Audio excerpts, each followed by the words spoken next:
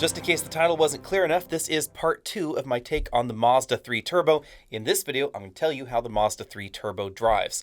But before I go out on the road, I'd like to remind you that according to Mazda, they benchmarked the Audi A3, the Mercedes-Benz CLA, the BMW 228i Gran Coupe, and other luxury and near-luxury vehicles when designing the Mazda 3 Turbo, and their target was to create a premium vehicle in this segment, not an overtly sporty vehicle. So in their minds, this is not a direct competitor to the Volkswagen GTI or the Golf R, or of course the Civic Si or the Civic Type R. So keep that in mind, and let's get right out on the road.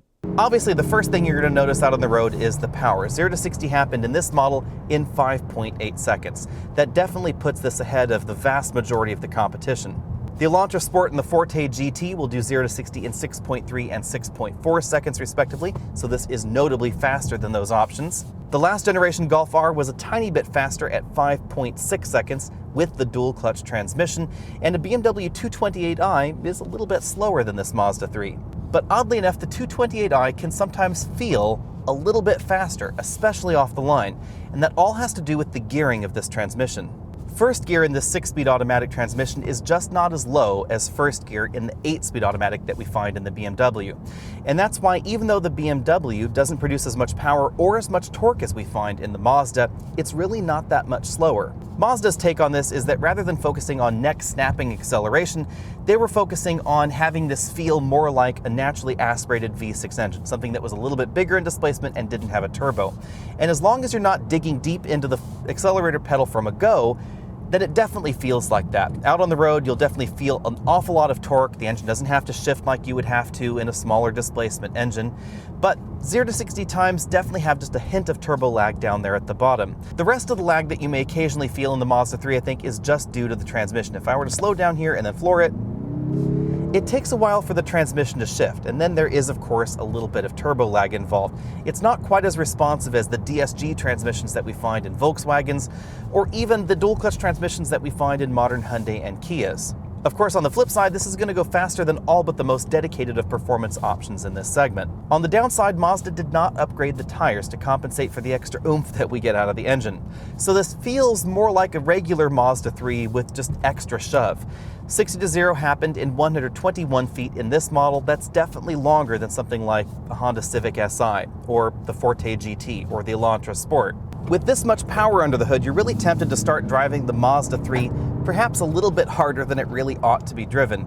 Remember, we don't have a full independent suspension in the rear, so the suspension in the rear can get a little upset over broken pavement in a way that we don't see in the Honda Civic Type R or the Volkswagen Golf R. Not quite direct competition to this admittedly, but in relatively similar 0 to 60 neighborhoods as this Mazda 3 Turbo. Again, the Golf R in its current generation is just 0.2 of a second behind this. There is an astonishing amount of power out of this engine, and it's very well controlled by the all-wheel drive system. Even though this doesn't use the same predictive logic that we've seen in other Mazda models, this is a more reactive system. It does a good job of quelling torque steer and has a nice engaging feel to it.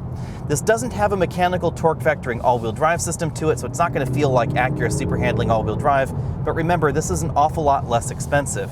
And the Acura ILX, which you could see as a direct competitor to this in many ways, doesn't have all-wheel drive at all. Mazda's really done an excellent job of wringing out the maximum amount of handling that you can get out of a 215 width tire, but I do wish this had wider tires. This definitely has an unsettling feel sometimes in the corners if you're really pushing it to its limits. The tires obviously are going to give up the ghost before the stickier, wider tires that we find in a lot of the performance competition, but I think that Mazda struck a pretty decent balance. Now, that said, I really wish they had wider tires in this model. I really wish they'd put 225 to 235 with tires, ideally 245s. If they could have made them fit, that probably would have required some body modifications, but something just a little bit grippier would have made a lot of sense on this vehicle because the engine is absolutely fantastic. Thankfully, the Mazda 3 Turbo is not that much heavier than the non-turbo 2.5-liter model. The weight penalty is just over 100 pounds or so, so it's not that this feels overtly heavy out on the road. It's just that with this much power, I had expected a commensurate improvement in grip, and that's not what we actually get out of the Mazda 3. In many ways, because of the extra weight, we get a tiny bit less grip than we find in the regular Mazda 3. You'll certainly notice that in the 60 to 0 times, which are just a hair longer than the non-turbocharged model. But in some ways that makes sense. Mazda says that they were going for a more grown-up feel in the Mazda 3. They've certainly achieved that. this transmission is not going to shift as fast as the dual clutch transmissions that we find in the German competition or the Korean competition. So I think that Mazda was right to keep everything feeling a little bit more grown up. The way the handling feels, the way the suspension was tuned, the ride, the cabin noise, etc. It all goes with that mission of making the Mazda 3 feel more premium, more Buick-like or Acura-like. I don't mean that in a bad way, I actually mean that in a good way, but definitely different than the Type R or the R or the SI or whatever you might want to compare this to on the sportier side of things. Unfortunately, I know that that will disappoint a lot of Mazda shoppers that were really hoping for a next generation Mazdaspeed3. I think that this car certainly has what it would take to turn it into a Mazdaspeed3 if we took just a little bit more power out of this engine, if it got some body modifications, some improved brakes, improved tires, etc. But they would have to replace that rear suspension, and I'm not entirely clear whether a full independent rear suspension would actually fit inside the Mazda 3. The way the rear suspension responds when you're out on a rougher road and you're driving the vehicle harder is definitely noticeable. You will certainly notice the difference if you drive this back to back with something like a Honda Civic Si, which is a really excellent rear suspension tune. You can tell that this rear suspension definitely gets upset, and you end up getting a lot more rear end hop. Out on a rougher road like the one that I'm on here, you'll certainly notice the softer suspension tune in the Mazda 3 Turbo versus the hardcore sporty options in this segment. That's not to say that the Mazda 3 has an ultra soft plush or floaty ride or anything like that. You can certainly feel the road imperfections driving down this gravel road, but it's not going to be as harsh as a Honda Civic Type R in its sportiest modes, or a Volkswagen Golf R or a WRX STI or anything along those lines. In some ways, depending on the surface that you're on, I think that more imperfections can also come through the road in the Forte GT or the former generation Elantra Sport. On my wish list for the Mazda 3 Turbo would have to be an adaptive suspension. That way you could soften things up when you want to, or firm things up when you felt a little sportier.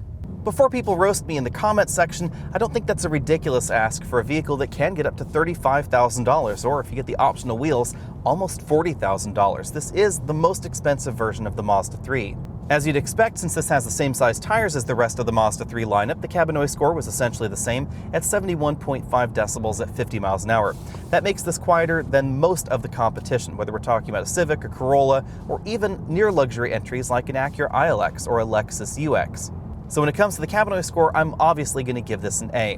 When it comes to the fuel economy score, I'm not quite clear what to give this, to be perfectly honest, because I suppose you could compare this to something like the Civic Si or the Civic Type R or something along those lines because of the amount of power that we get. But the market is a little bit different. I've been averaging 22.1 miles per gallon, but I haven't really been driving this on the same routes that I normally do because I've only had access to this car for about 24 hours. So you should probably take these fuel economy numbers with a grain of salt. So I'm going to give fuel economy a big question mark here. I'm not sure what this would be like out on a longer drive route, something more similar to what I test all the other vehicles that I test on. Unfortunately for that, you will have to wait until I can get my hands on one of these for a complete week. Mazda's 2.5-liter turbo has been pretty efficient in every other vehicle that I've driven, so I wouldn't be surprised if this was able to get the EPA numbers in a mixed driving cycle, but that means that it's still going to be a little bit less efficient than some of those CVT-equipped options in the segment. It's also likely to be less efficient than some of those luxury alternatives, although something like an Acura ILX really isn't going to be any more efficient than the model that I'm driving. Bottom line, this version of the Mazda 3 is very easy to live with. We get gobs of power out of this turbocharged engine, definitely swift 0 to 60 times. The handling, although I could wish for it to be better, is definitely acceptable for this segment. And everything else about the Mazda 3 has a pretty refined feel to it, as long as you're not pushing this to 9 or 10 tenths out on your favorite winding mountain road. Just casually driving this out on broken pavement, the rear suspension is not going to be a problem at all. The problem is if you decide to floor it and you start driving it more aggressively, then you can feel that the rear suspension just isn't behaving as I would want it to behave. Be sure and let me know what you think about all that down there in the comment section below. And of course, stay tuned because hopefully I'll be able to get one of these back for a full week so we can run through our usual battery of comparisons and tests, give you more detailed information on fuel economy, etc. And hopefully I'll be able to get my hands on the sedan version and of course the CX-30 Turbo, which I think is really interesting. I covered pricing in greater detail in part 1 of the video series, so be sure and check that video out. Again, if you haven't already done so, there should be a link down there in the description. But bottom line, the Mazda 3 Turbo is a little on the pricey side. Or if you listen to Mazda, an absolute screaming deal. That's because when compared against something like a Honda Civic Si, it is going to be more expensive. It's definitely going to be more expensive than something like the Elantra N-Line or the Forte GT. Those are definitely a better value, but they're not going to have the same kind of luxury touches that we find in the Mazda 3 Turbo. On the other hand, something like a Mercedes-Benz CLA 250 gets fantastically expensive.